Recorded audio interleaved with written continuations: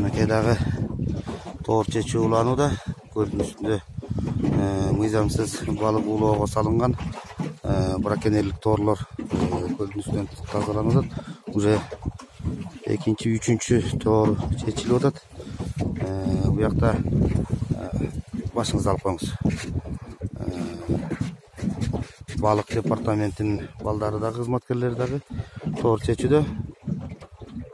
Мынакей биз ушул кайык менен мына чечилген тоорлор чечип азыр жок кылууга даярдап атабыз.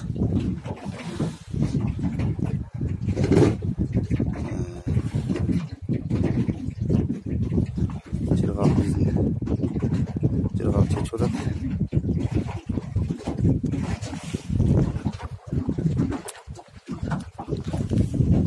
Мынакей башкы инспектор Кыштобаев Максат, улуг инспектор Кайдуев Данияр.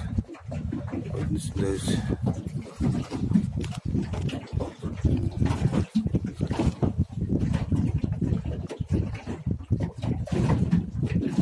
Бул жерде